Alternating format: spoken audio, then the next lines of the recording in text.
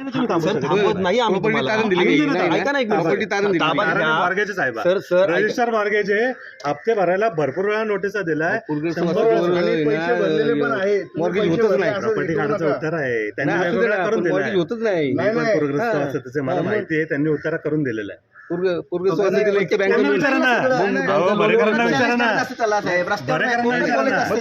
त्यांनी मॉर्गेज दिलंय ना, त्यांना म्हणून आम्हाला रस्ते बोलायला जायचं यासाठी कोर्ट असतं. तुम्हाला जे ऑप्शन घ्यायचं ते कोर्टात मांडायचं.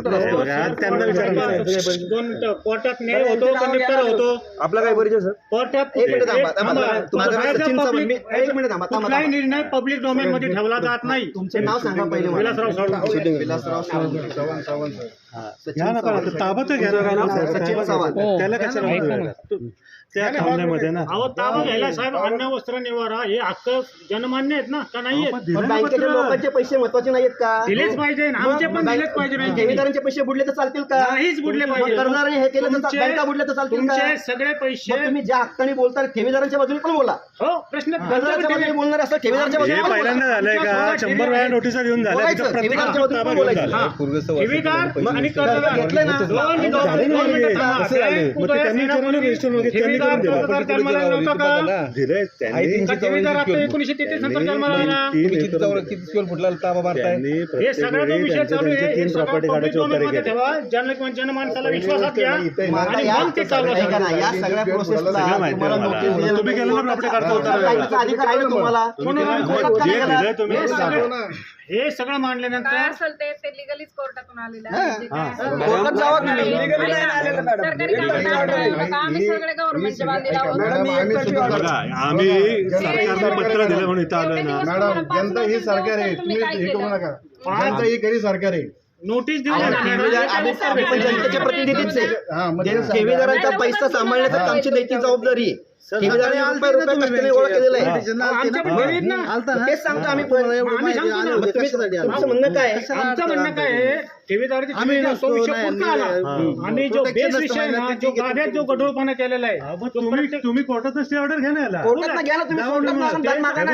आम्ही तरी का आलोय? आम्ही बँकेचे लोक म्हणून आले. हे सरकारी लोक तुम्ही पगार घेता, तुम्ही पगार घेता, तुम्ही कर्मचारी, तुमची ड्युटी केली पाहिजे. थांबायचंय ना, तुम्ही स्टे घ्या ना कोर्टात. आम्ही थांबतो ना. अहो ते कोर्टात कुठे पाठवते? ते पाठवतात याच्यात.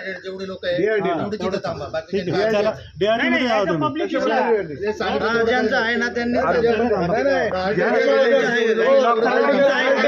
सर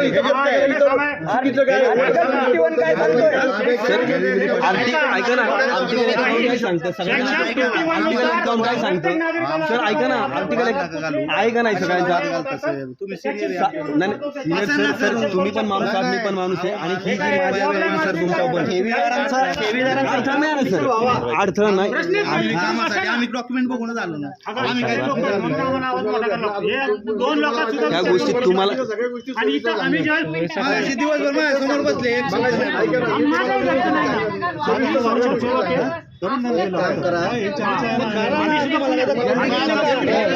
बळजबरी नाहीये करायची, बळजबरी नाहीये. थांबा जरा. जबरदस्ती करणारा जबरदस्ती नाहीये. जबरदस्ती आम्ही स्वतःहून आम्हाला फक्त या प्रश्नांची उत्तर आम्ही मागितले तेवढे आम्ही तुम्हाला रजिस्टर रेडी करून दिलेली आहे. नाही. तुमची समाधान करण्यासाठी कोर्टात जाऊ ना तुम्ही. नाही ना, आम्हाला आम्ही कर्ज तुमच्याकडे तुम्ही कोर्टात जावा. मागणी येते आहे ना, नाही आहे ना. आम्ही म्हणजे काय फायनल आहे? हो तुम्हीच फायनल आहे. तुम्ही प्रश्न मागितले बघा. बरं का तुम्ही ना या विषयात करा. तुम्ही कर्ज घेतलंय ना, तुम्ही कर्ज घेतलंय ना.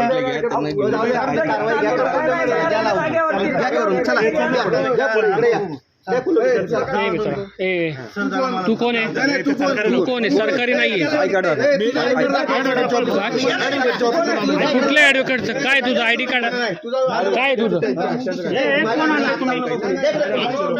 सरकारी कर्मचारी